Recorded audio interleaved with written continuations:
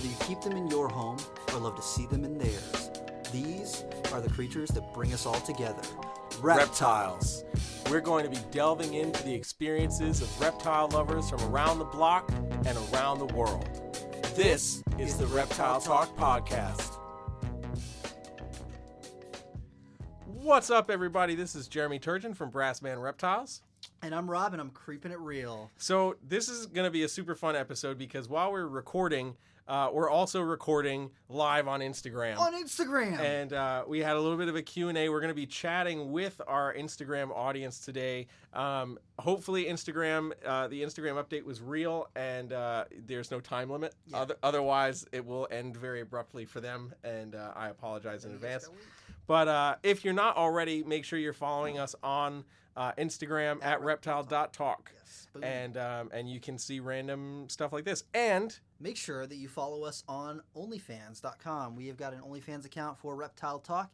It's OnlyFans.com/Reptile Talk. And what we'll be doing is we'll be sharing some behind-the-scenes stuff, some footage, some little clips and things of me and Jeremy doing sound checks, and some of the projects that we're working on. When we're hatching out babies, we're going to post them there before we post them on social media. So it's kind of like a little behind-the-scenes little community. We're actually going to be posting some polls up on there too. So if you want to help us choose what our next episode is for just us, or if you have suggestions for people who you'd like to see on the show, join us on OnlyFans, and you can throw in the hat right in there. Bam. So tonight, this evening, yeah, our viewers have taken a vote yes. here on Instagram. So we're going to be talking about some of the differences between keeping a smaller scale collection versus a larger scale collection. So just to kind of give some parameters or ideas, a small scale collection, what are we saying numbers-wise? I'd say anything under like maybe 30 or 50. Okay. Anything under that is generally considered like a smaller scale. Like you might be the weird reptile person in your town, but as far as like reptile community goes, a lot of people, either they've got, 10 reptiles or they've got 150 or 200 reptiles. It's like shit, bro. There's not a lot of people that are in between. Hey, I'm just saying. So there's also the funny part about this is it's literally like Rob's collection next to my collection. Yeah, I mean I have a medium-sized collection. Yeah, but I have 3 times as many snakes as Rob does. That's literal. Yes, literally. That is also he counted. Literal. That's the capital rule. If you have a large collection, don't count actual numbers. Yeah. Don't do that. Yeah. I did only because my entire set of baby bins was full. And I was very nervous because that right there was 90 drawers. And I was like, hey, there's more snakes than just that in this room. How many more are there? There was a lot more, guys. Oh, my goodness. So many snakes. Oh, man. So I think it's fair to say if you're just getting started in keeping reptiles, you're going to have a small collection unless you magically end up taking over somebody's collection if something ever happens, which is never really the greatest idea. It's really tough. So I know for me personally, when I first started keeping reptiles, I grew my collection pretty quickly, but I kind of hovered around the 20 to 30 animals for a while. And I mean, the biggest thing is the time commitment. Yes. Right up front. It was really easy. I mean, back then I kept everything in tanks, but it was really easy to, the olden days. The olden days. Trust me, I remember. That was me. That was me. So, that was probably the most time consuming part of cage maintenance was taking a screen lid off, moving lights, all that stuff, trying to get into the cage. I remember having like a big 55-gallon tank for like one of my, I had like this monster ball python that I had in this 55-gallon tank, but it was also on the top level of this rack.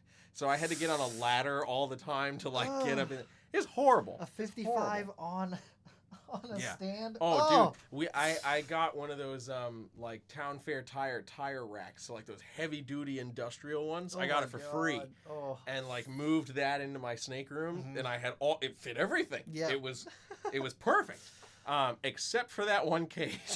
Yeah. Oh my goodness. And I'm much happier with the rack systems for sure.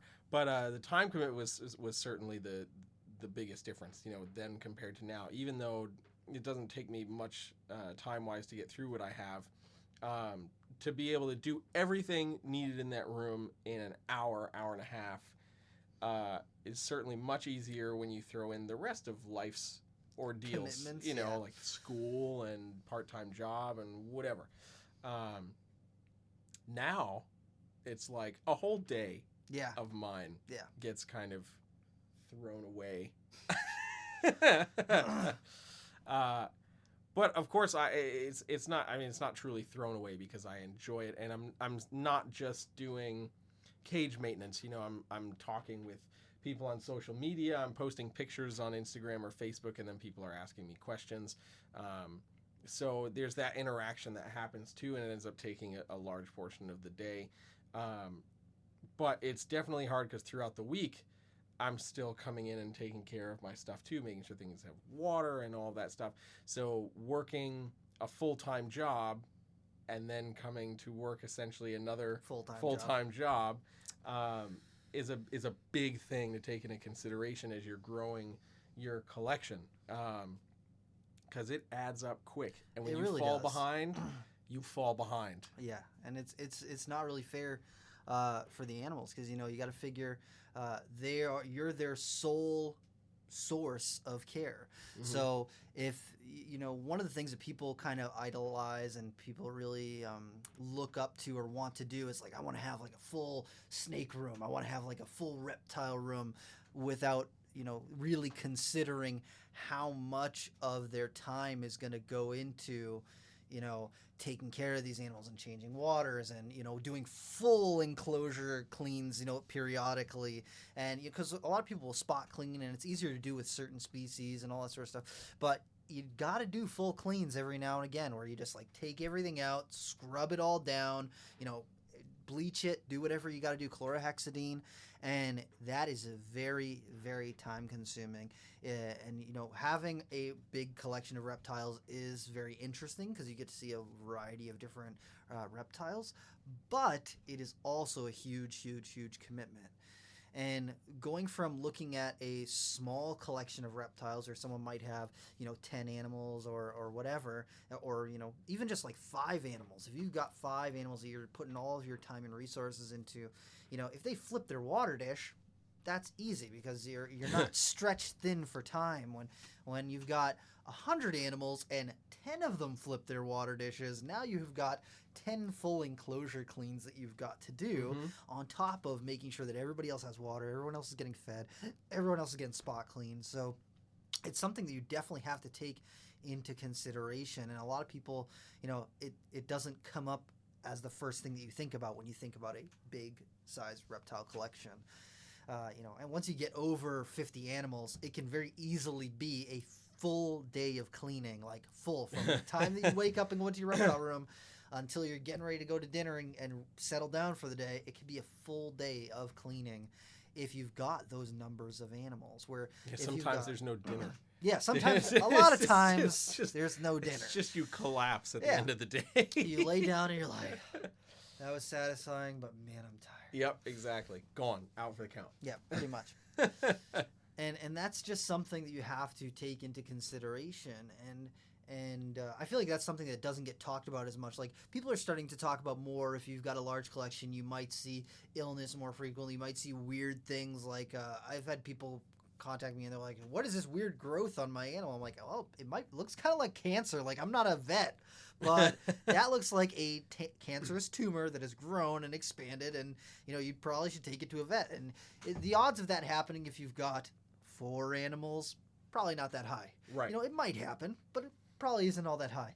If you've got 300 animals, the chances that you're going to see cancer at some point, probably it's going to happen.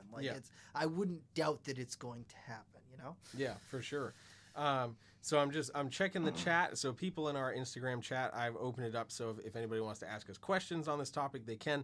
And Jessica Garrett has asked, would you say more people start small, not necessarily intending to get large and gradually change, or more often people have a plan to execute the plan and become large?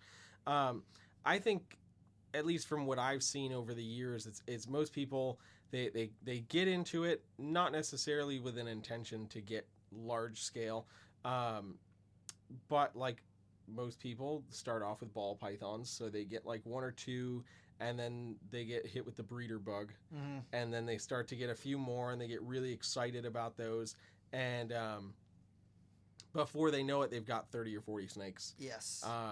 You know, and or more in some cases. I've seen some people literally go from 0 snakes to 150 snakes in 6 months' time, and you know, not That's anything stressful. I recommend. Yeah, not anything I That's recommend stressful. at all. You know, and so I think that's usually the way it goes. Or you get the person that like they just get like a bearded dragon, and they're like, I just want this cool pet because it's a pet for me. It's going to be my pet.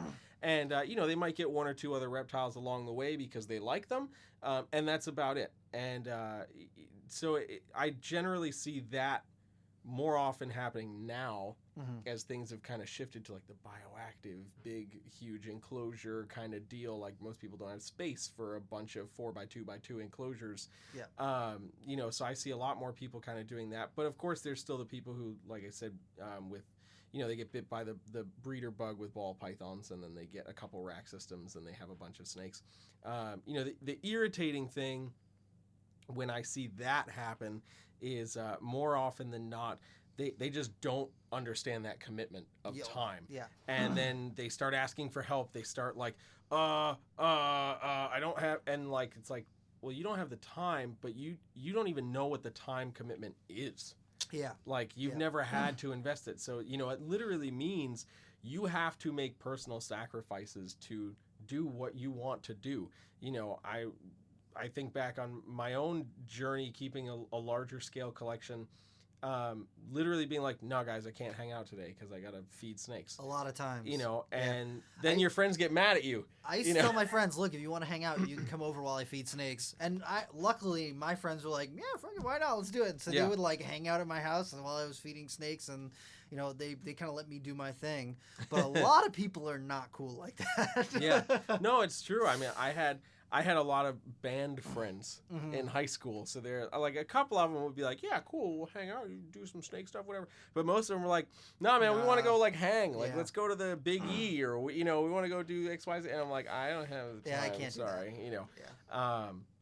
And I always had my stuff like on a pretty solid schedule. So like Thursday was always my cleaning day, and everybody would want to do something on a Thursday, and I'm like, God damn it, guys! Sorry. I can't do it. You know. Do it. So you know, I mean, you have to make those sacrifices. So that's probably the one thing when somebody gets a massive collection really quickly that irritates me, because more often than not, they're not aware or prepared for that time commitment, and then they immediately just start seeking out help, and then it's like, well, I mean, what have you ever done on your own?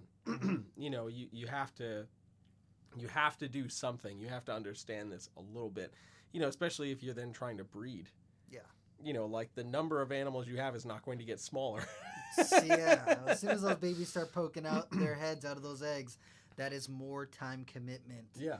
For that. So it's like, whew, it's something that you definitely have to take into consideration. And then one of the major things that I think about is feeding bill. Your feeding bill for those animals that you're interested in getting, because they're not gonna just feed themselves. You have to buy the food to take care of those animals. And you know, for certain snakes, you know, it might not be a crazy high feeding bill. You know, Bloods and Short Tails, they don't eat a ton. You can feed them a ton, but realistically, they're not probably meant to eat a ton all the time. But if you got baby corn snakes now, you know, you hatch out 30 or 40 corn snakes, you know, 1 or 2 clutches. Now you got 40 mouths got to eat every 5 to 7 days minimum. Like, they need it. They're little shoelaces. They need it. Yeah, exactly. So you really have to stay on top of that and consider that. I got a lot of people who are like, I want to breed things. And I'm like, just think about the feeding bill before you try to sell them. Because just to get them to the point where you have to sell, or you're going to try and sell them, you're going to have to probably put a couple $100s of food into your clutch. Or litter. At least. Or whatever you're producing. You're going to have to put a decent amount of money up front just to be able to sell them. So that's something that a lot of people don't even think about. Like, they're just like, I want to breed them. And it's like, it's more than just that. It's more than just that, yeah. And I think Jessica just chimed in with another comment that I think is really solid. She says, I believe the hobby is getting very large very quickly in the past few years, especially with the expanding of herpers, breeders, and enthusiasts. Do you think it's getting big too quick? Yeah, it's getting big too quick. I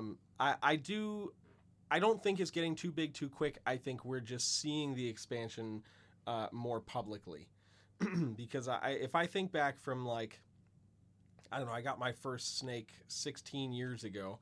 So if I think about MySpace, you know, ain't nobody on MySpace talking about, look how many snakes I have, No. you know, but that doesn't mean a bunch of people weren't getting into snakes. It was certainly like nobody was going out buying a banana ball python 16 years ago, you know, in your local neighborhood for the most part. But, you know, now the average prices for reptiles has come down quite a bit. And the world is literally controlled by social media, you know, so all the time we see breeders, you know, that are just out there doing their thing, and not to downplay any of them at all. You know, but like if I think about some immediate people that I was just like scrolling through videos today, Billy at Mutation Creation, Miguel at Always Evolving Pythons, of course Brian Barczyk, then of course you've got us at Nerd. You know, you think about all these guys from varying levels. You know, I don't think Miguel's got a decent sized collection, a couple hundred snakes, I think.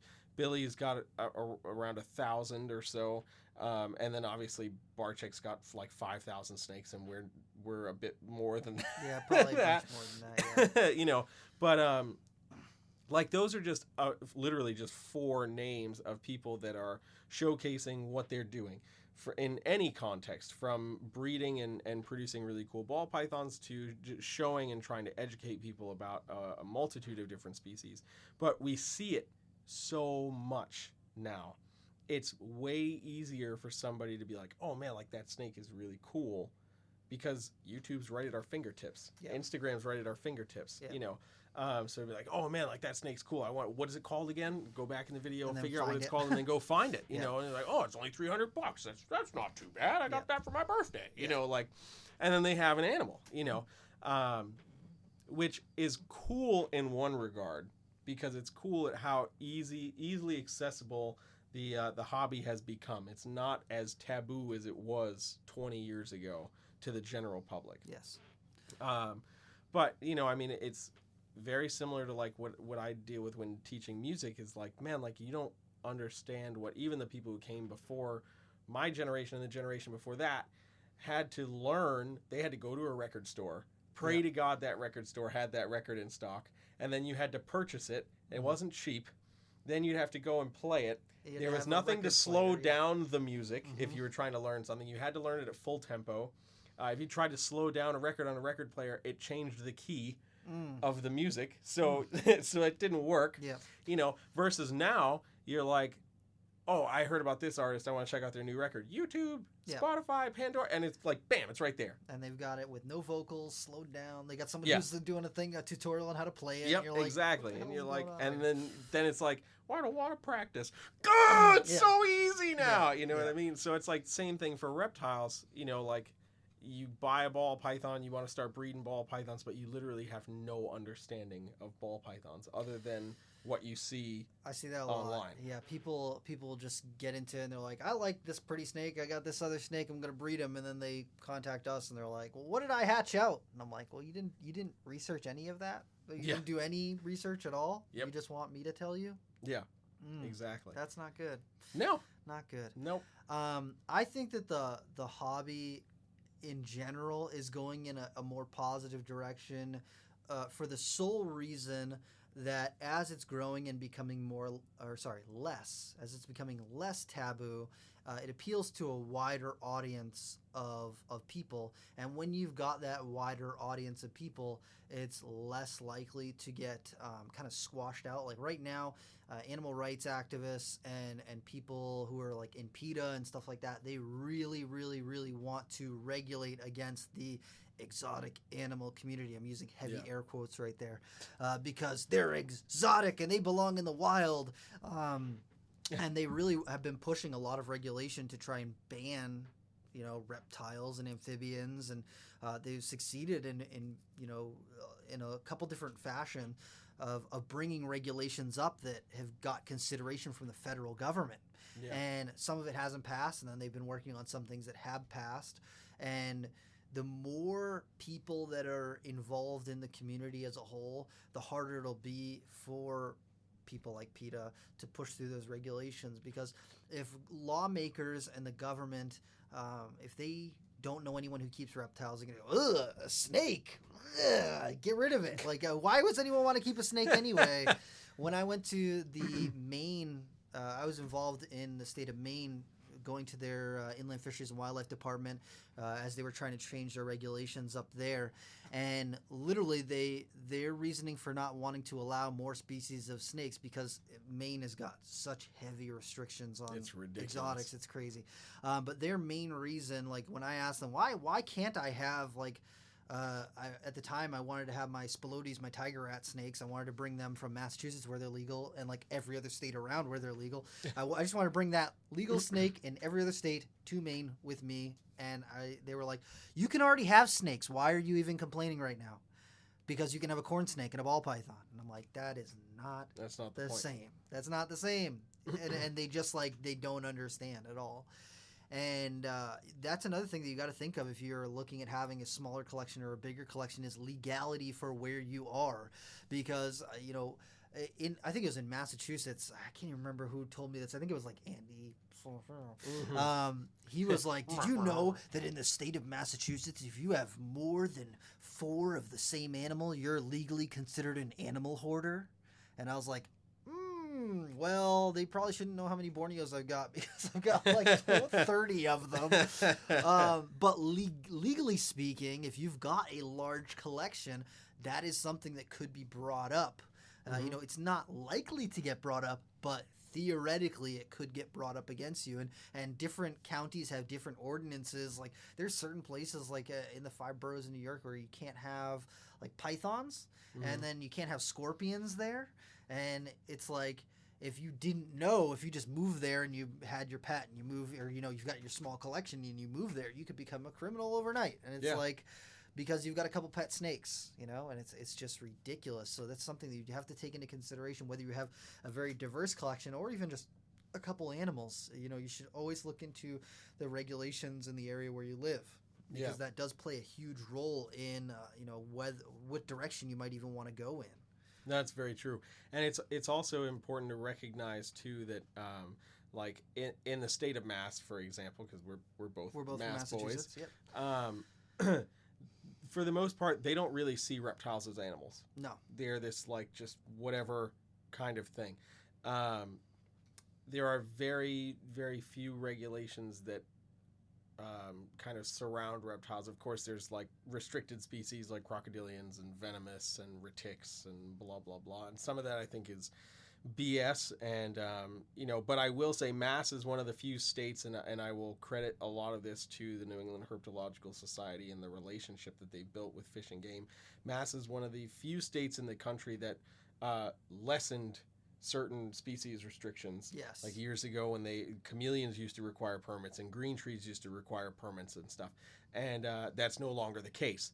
So if you create that network with your Fish and Wildlife Service or whatever, especially if they do have any input in your area with reptiles, you're like, hey, listen, let's open up some dialogue on this. You make friends, essentially.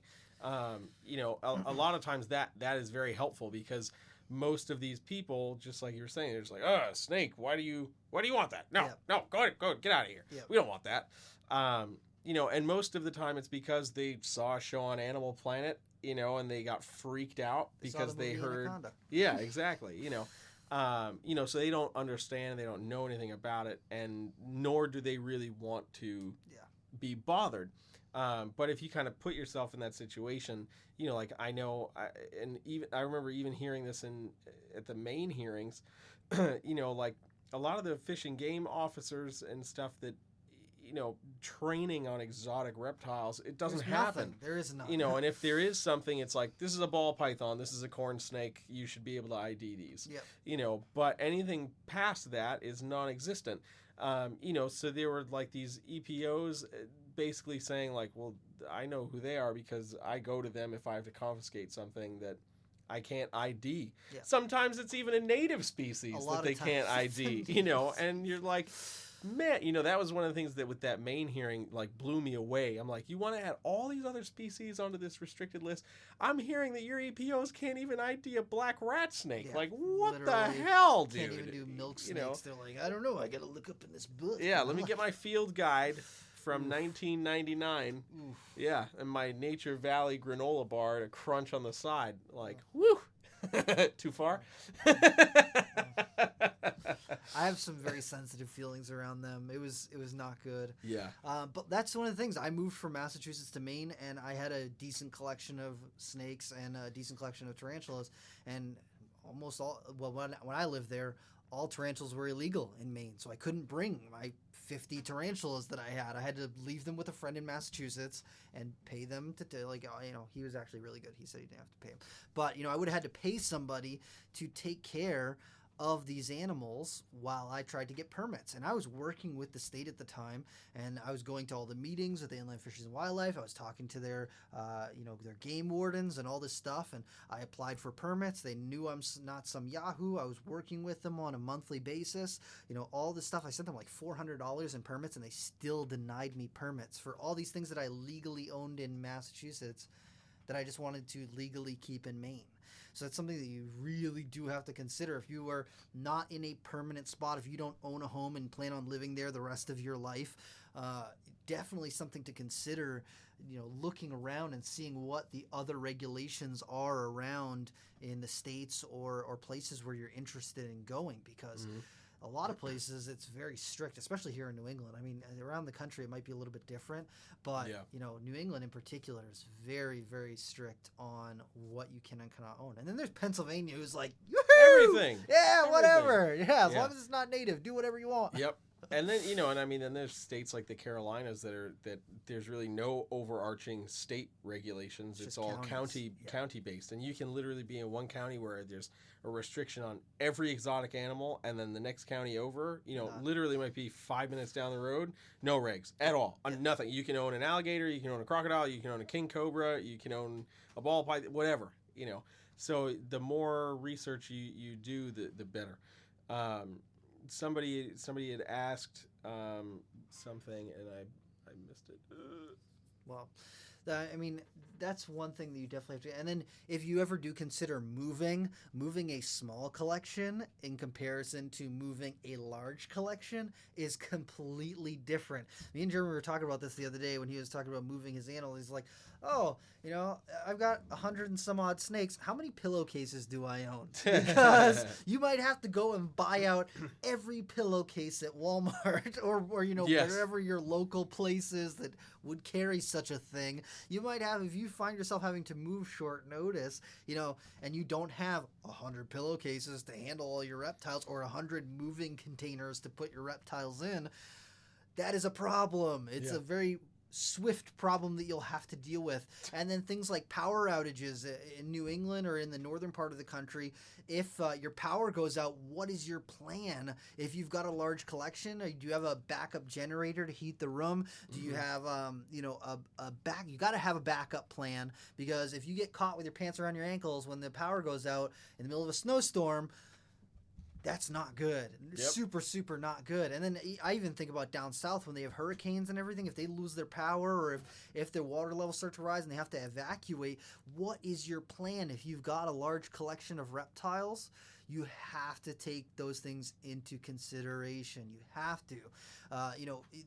It sucks to think about if everything goes wrong, but you have to be prepared if something goes wrong. I saw that one of the companies overseas, DDI, they had a huge fire yesterday, and it burned their whole reptile room. And it's like, oh man, it's something horrible that you don't ever want to think about, but it has to be on your radar. If you're thinking about having a whole room full of reptiles, you have to have safeguards set up so that if some heating element goes off or some way to handle it if things start to go bad.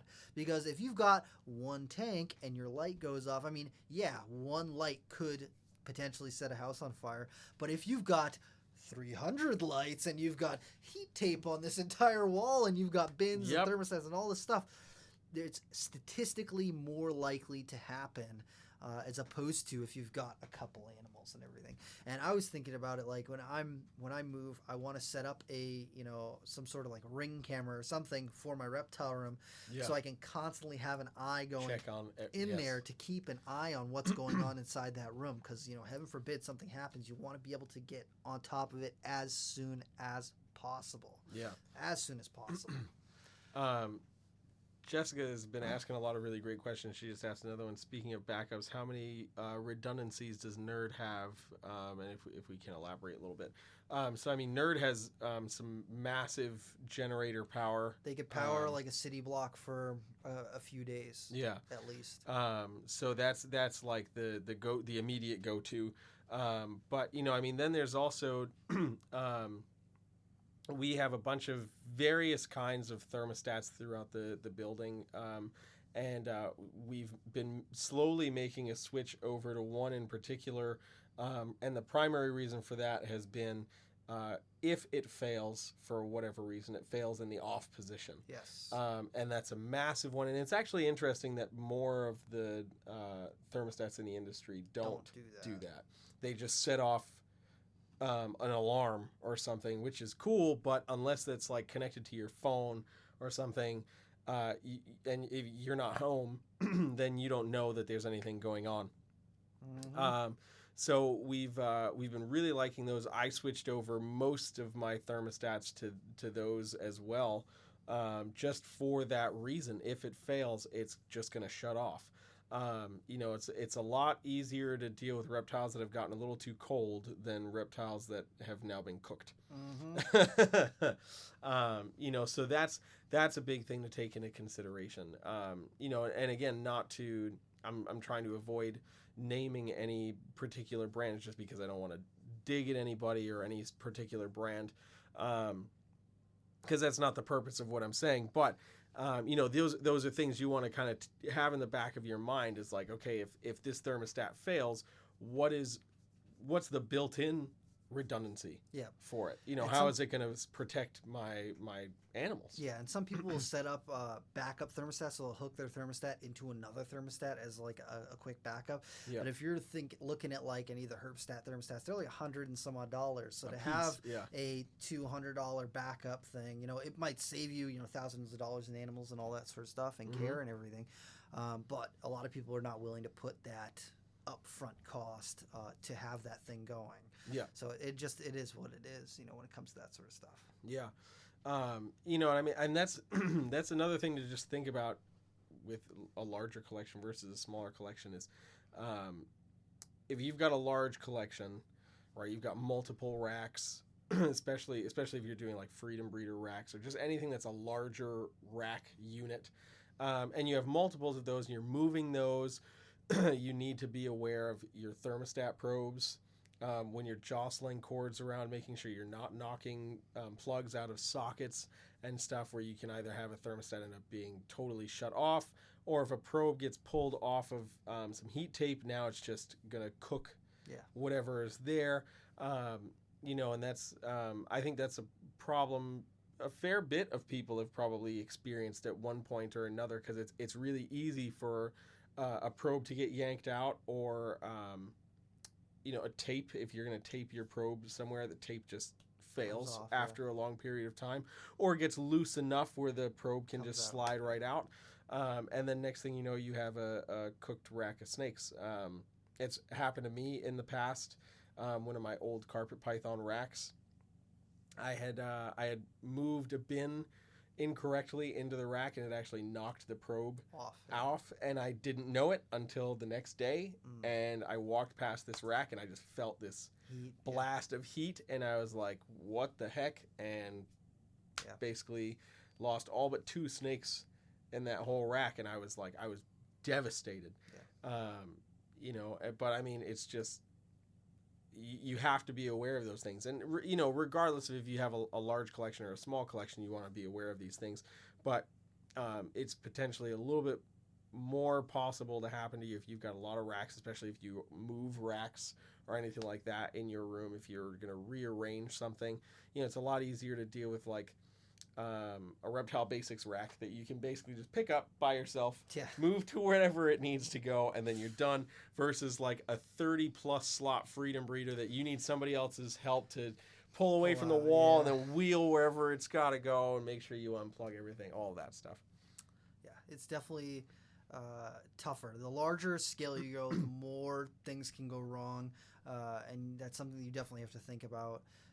On every single level, when it comes to feeding, when it comes to heating, when it comes to your heating bill, your electricity bill is going to be higher if you've got a ton of snakes, or reptiles in general, especially if you got bearded dragons and stuff like that. I can't even imagine. I feel sorry for you, bro. A ton of bearded dragons. I'm like, oh my goodness, the lighting bill must be absurd. And I think about all the 100-watt bulbs that are just stresses me out. Nope.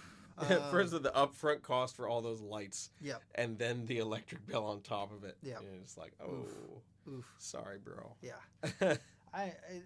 it varies because people down south have it a little bit easier because I know a lot of people who live on the southern part of the country, they can do outdoor enclosures for a lot of their stuff, so they don't have to do as much. But for people in the northern part of the country, your heating bill and your lighting bill is going to be significantly higher than your average person if you've got a decent number of reptiles. If you've got a couple reptiles, it might not be that different. But when you've got 50, 100 different reptiles, you'll see a huge difference in your electric bill. And back in the day, that used to be one of the things where I know that we had the electrical company show up at our door and they're like, "Are you guys doing illegal things here, like growing weed?" And we're like, "No, we've got a lot of reptiles here." And then the guy comes in, he's like, "Reptiles?" They're like, "Yeah, come on, we'll give you the tour." Show him around. "That's a snake." You're like, "Yeah, I know." Which is also a reptile. Do you believe it or not? Believe it or not. Fun fact. Yeah, until they get to the tarantulas and they're like, "Nope, that's where I'm done." Out. And they take off and leave, so... It is what it is, Yep. But if you've got a couple reptiles, it's not going to be as big of a commitment for money. It's not going to be as big a commitment for time. You can definitely do a little bit, more when it comes to care if you've got a couple animals. Unless you've got an absorbent amount of free time and you've got a ton of animals, then you can do whatever you want. Whatever you want, yeah, exactly. If you just are independently wealthy, I envy that. Yeah, you should hire me to take care of your reptiles. Yeah, right, exactly. So Black Tie Royals just dropped a comment in here. That's another good part of this topic too. Disease control becomes a much larger issue on a larger scale. Yep. I know 2 people who recently had Nido hit their collections and they ended up spending a couple of grand on testing for everything. So just wait. Yeah, exactly. Just wait. So certainly biosecurity and maintaining as close to sterile environment as possible is helpful. But also, let's be real, we're dealing with living creatures that poop and pee and bite and all these things. So it's damn near impossible to be lab grade sterile and clean. But you can certainly take the right precautions as far as disinfectants and being able to clean tools after you're using them. Especially with things like, nidovirus is certainly still a hot button issue in the industry, and it's frustrating to me just because we still know so little about it. Yeah. So all the tests, not to frighten anybody, but all the testing that's being done, there's new things are popping up all the time. So the primers get changed often as they find new species or new strains. So unless you are consistently testing your entire collection, you will never be able to say for sure that you have a Nido negative collection or whatever. And then there's, of course, also the instance where if an animal is not shedding enough virus material to be picked up on a PCR test, you get a false negative. And, it might consistently test negative until some stressor makes it blow up, and then it tests positive. So nidovirus is really one of those, like, wild cards when it comes to that. And it's primarily just because it's so new. And it's probably the biggest thing that's frustrating to me about that is everybody's so willing to point the finger. And it's like they don't know yet. Nobody knows. We don't know yet. Like nobody has all the answers for it, so it doesn't make any sense. And of course, not saying that to downplay anything. We've certainly talked. We should probably try to get Steve Tillis back on the show, podcast for some updates, some Nido updates, and other updates from him. But learning what I've learned over the last year or so from him and everybody else, either at UF or Fishhead, about nidoviruses, it really just makes you think and realize, okay, well, we should just be doing more on the biosecurity front as keepers, be it, wearing gloves in between working with snakes, or just being conscious. You use a hook on a snake, dunk that hook in a bleach sink or something before you go, or chlorhexidine or something before you go to the next snake. If you are using a table to put your bins on, if your snake's on that table, just do a quick wipe down of some disinfectant before you go to the next snake. Things that we often don't bother thinking about just because we're like, I just got to get this done. I got a lot of stuff. You get into a rhythm of it. But if you start to implement these things into your rhythm, then it just becomes second nature again. So not to go down a Nido tangent, but it is important. I think we should try to, I'll send a message to Steve and see if we can get him on in the next couple weeks.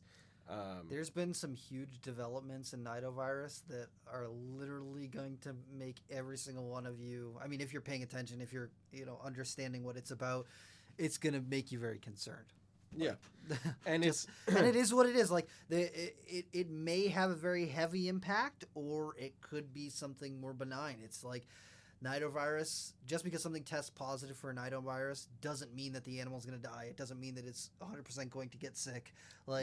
There's so many different variables when it comes to that, and that's something that we're just really learning about right now. So the more information that comes out about that as we go, the more that's going to evolve. And I think that the reptile hobby is in for, some eye-opening experiences when it comes to that. There's over 100 different strains of nidovirus that they've confirmed. It's probably closer to 200 now, because when we talked to them in February, they were like, yeah, it's over 100 strains now. Yeah. And we're finding new ones every week. Like, we're finding like 3 to 5 new strains every week. And I'm like, oh, yeah. Okay. Yeah, exactly. And that's what frustrated me, like, hearing that, because it's like, man, hi Dan.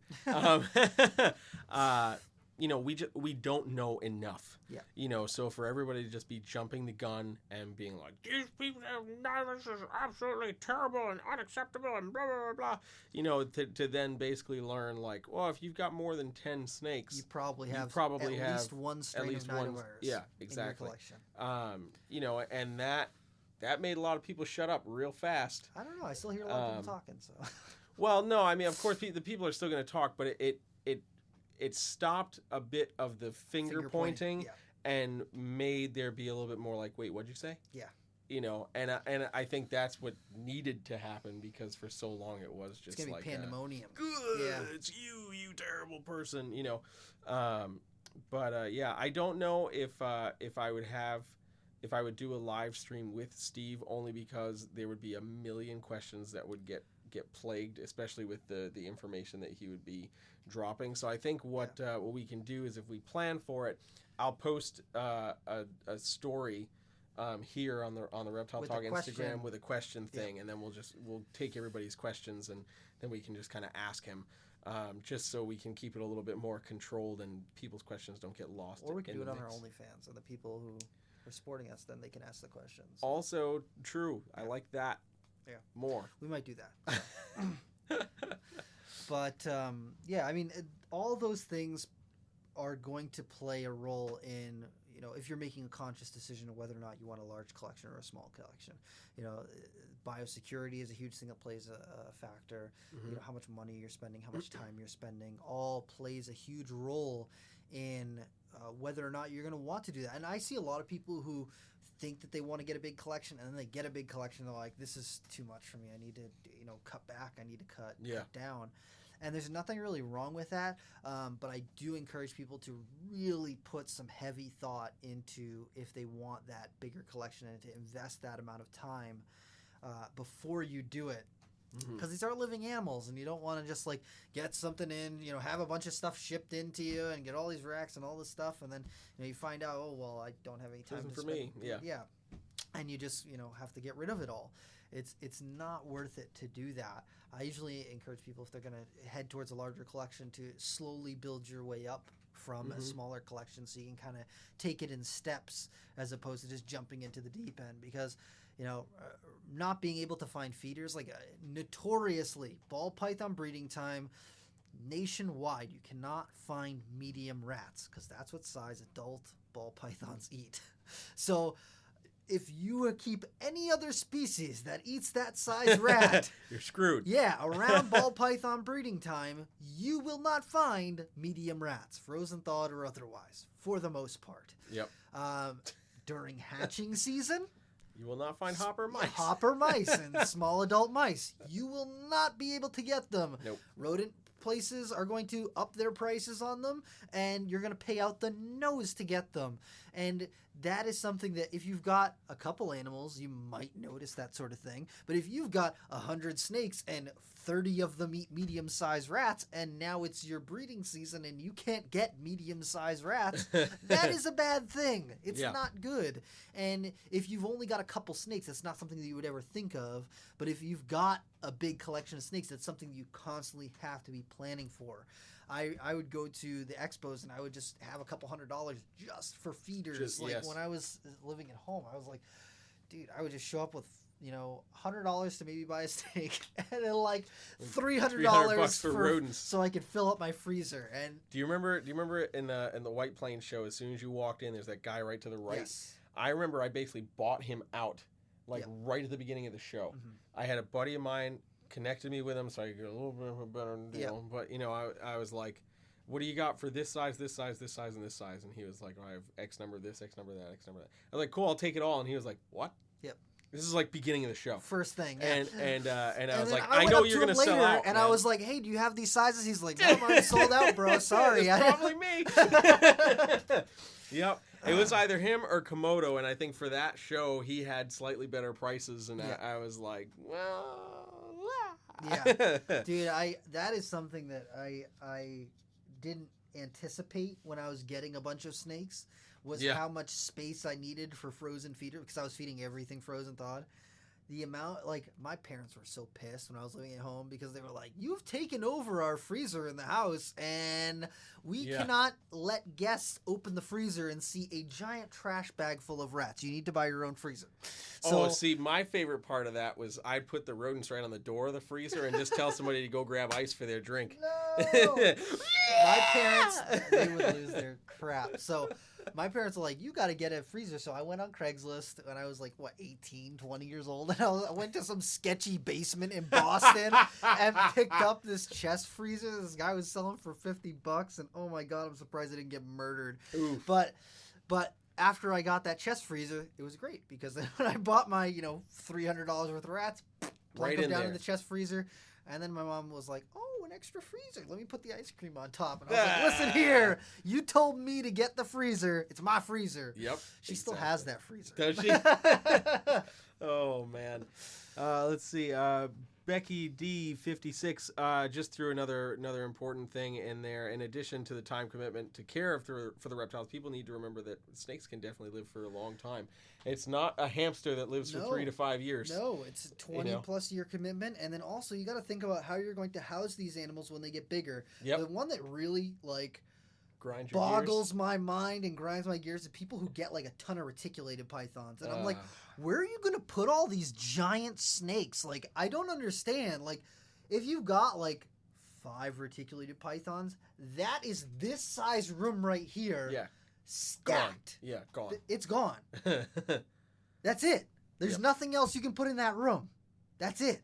Just those snakes. Yep. And then I see people who've got like 30 reticulated pythons. I'm like, what are you? Do you have a full basement for these snakes? Are you planning on just keeping them in like 4-foot enclosures and hoping for the best? Like, what is your plan? Because if you've got a ton of reticulated pythons, that is a huge commitment of space, time, money.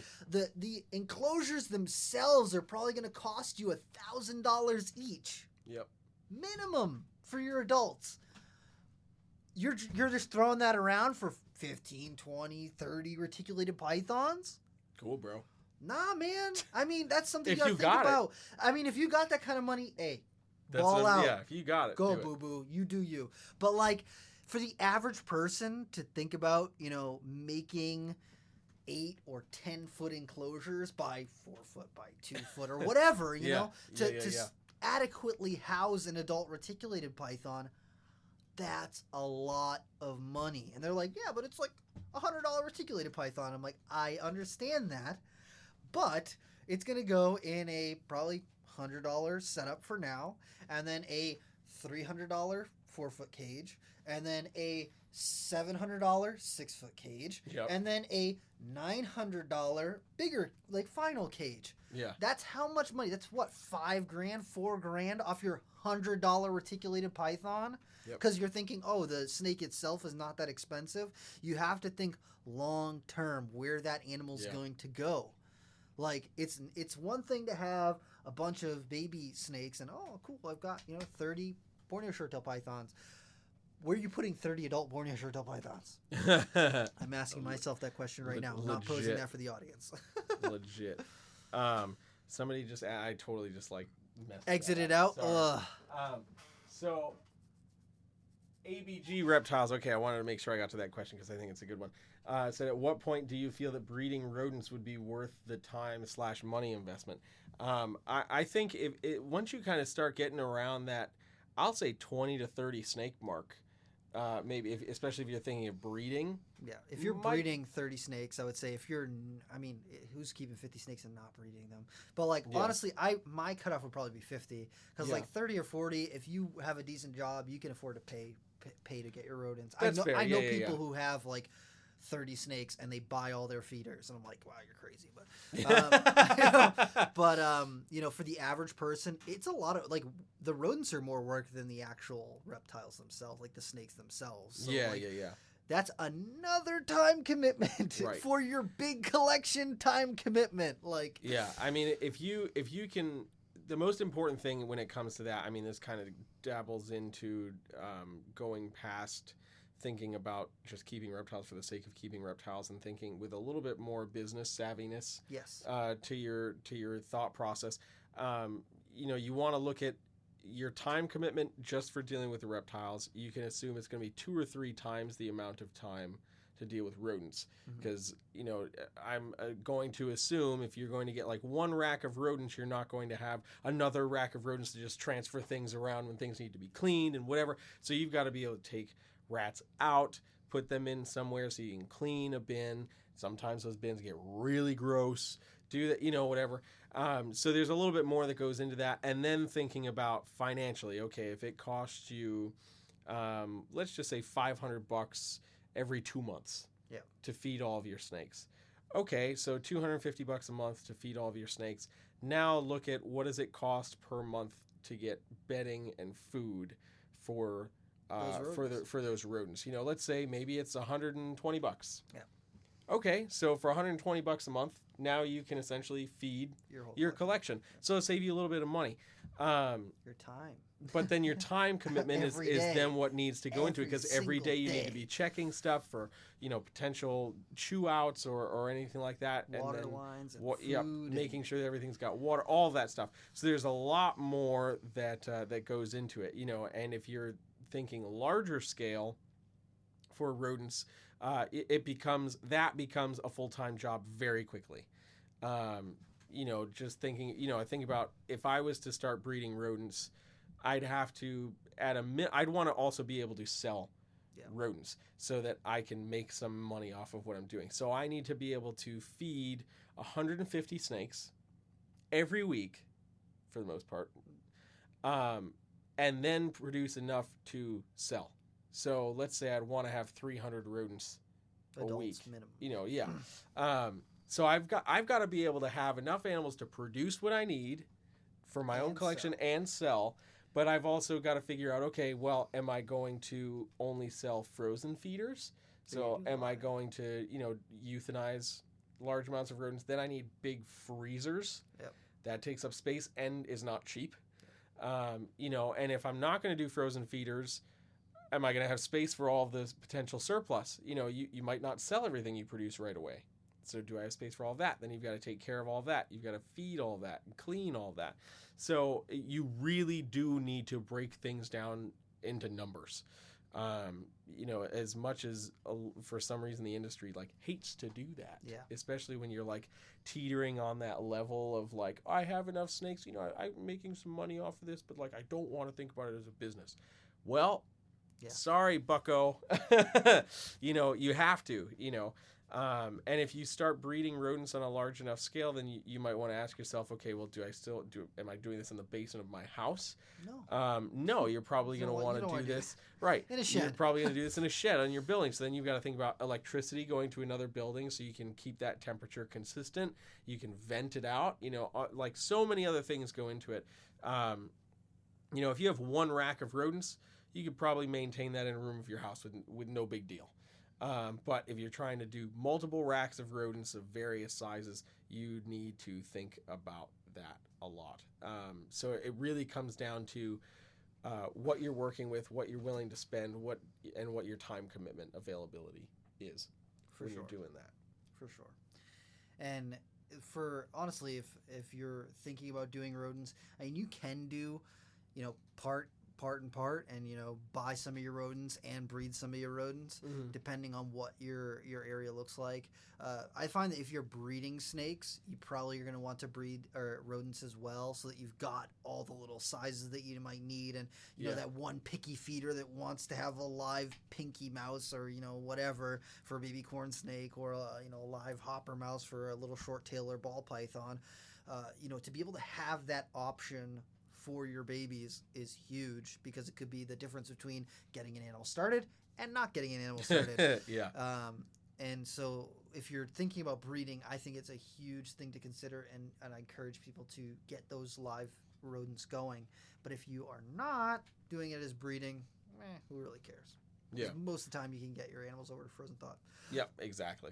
And then, if you talk about people like Fram's Cams who do the chameleons, and they are breeding a ton of different feeders over there, and they're really into it, and that's saving them so much money. Because if you're buying 1,000 count of crickets is not an exorbitant amount of money on a regular basis, but if you're doing 1,000 count of dubia roaches or a 100 count of super worms or that sort of stuff, that adds up fast, super quickly for leopard geckos and bearded dragons and any other type of reptile that you might have.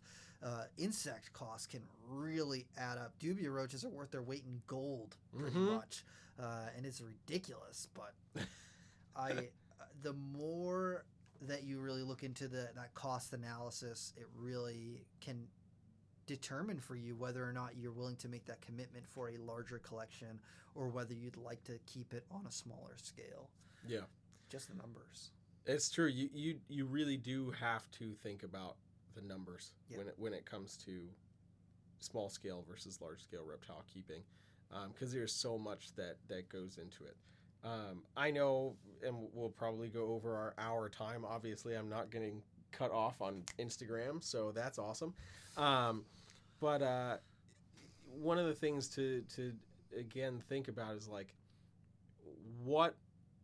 when you're thinking about kind of growing your collection, you're thinking about time, and the other thing you want to think about too is I've talked about this on the podcast before. When I was 18, going to Brian Barczyk's place, and when I was growing up, all I wanted to be was a big scale reptile breeder. Like that was like my dream. I was like, this is what's happening. Sorry, Mom. Yeah. Sorry, I'm not going to go to be a doctor. You're on OnlyFans now. Yeah. I have an OnlyFans. Sorry, Mom. Yeah. But I was like, this is it, and because I can remember like coming up to Nerd, you come up for a day and you just see all these super cool animals and blah, blah, blah, and you hang out and you do whatever, and it's like, man, this is awesome, this is the greatest thing in the world. And then going to Barczyk's place and seeing the daily grind. I was there for a week. For anybody that hasn't heard the story, I went out there for a week, and it wasn't to just hang out, it was to get I wanted the full experience. And it was my graduation gift from my mom, which was honestly at that point in time the greatest thing in the freaking world to me. But hey, random shout out to the Herpetoculture magazine. I'm rocking their shirt right now. So going to Barczyk, seeing that daily grind in and out, I was like, ooh, this is a lot. maybe there's a little bit more to this. And I think the biggest thing that was a deterrent for me wasn't necessarily the sheer amount of snakes. You throw me in a room with 10,000 snakes, I'm in heaven regardless. I can do that, you know what I mean? Like, that's the easy part. But dealing with staff, that's always a headache. I feel like it's safe to say most people in the reptile industry are not necessarily people. No. They'd much rather just deal with their snakes, and that's pretty much it. So dealing with staff, and then a large staff at that, I was like, ugh, and if one staff member suddenly becomes a problem and then you need to get rid of them, and dealing with that's not wonderful. And finding replacements and all that stuff. Finding replacements, exactly. And like that's a little easier if you just got like corn snakes and ball pythons, but if you've got a vast array of species, from corn snakes to retics, you can't just find any Joe Schmo off the side of the street and be like, hey, here's 150 retics, have fun with that. Like that just doesn't work. So you have to think about that. The other thing for me that kind of plugged it into my brain at kind of where I want to get with my collection is I don't want to be responsible for somebody's paycheck. You know what I mean? If especially knowing the industry after almost 20 years of doing shows and being out talking to people, knowing Kevin and Barczyk and like all these people, like hearing some of the massive triumphs of income and then hearing the detrimental, like I want to go cry for a week, financial things. Like I don't want to have to deal with that for myself already, but I want to make that commitment because I am comfortable with that. But as soon as I throw somebody else into the mix, I'm no longer comfortable with that.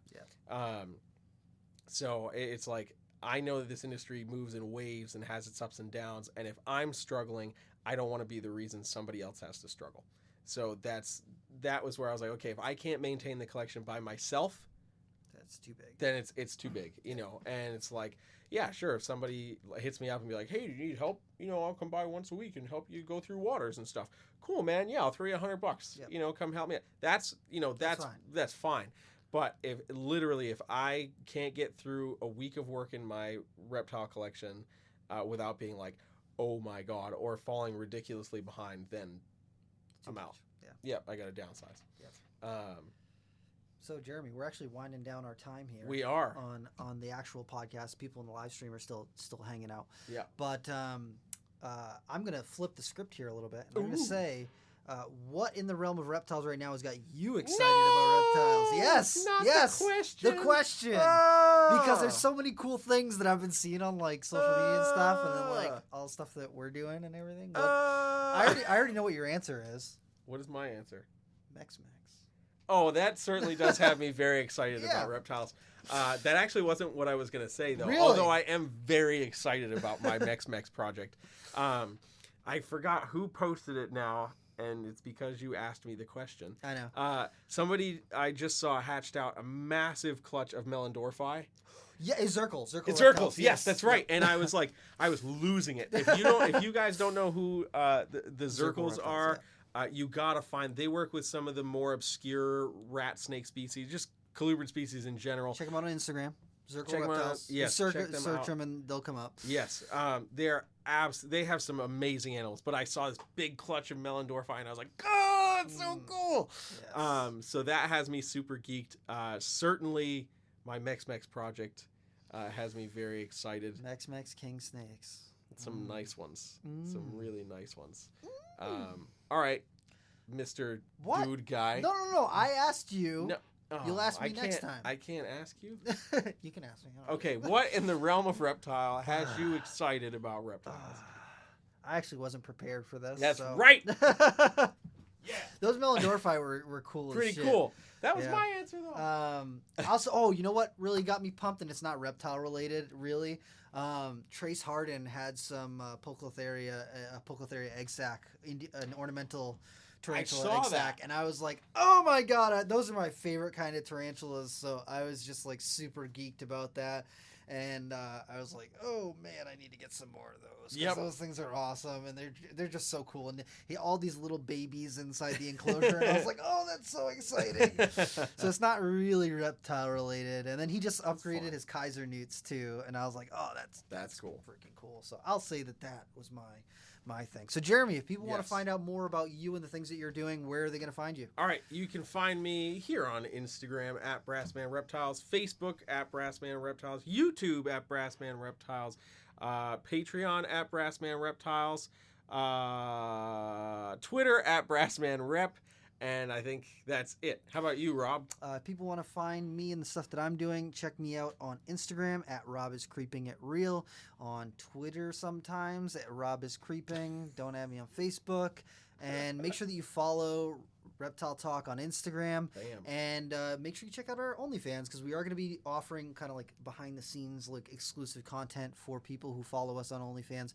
We're going to be sending you free stickers. Well, if you sign up for a month, we will send you stickers for Reptile Talk for everyone who signs up. And we're going to be posting some of our breeding projects and all that sort of stuff that we won't be sharing on Instagram and other places. So make sure you check us out, and we'll see you next time.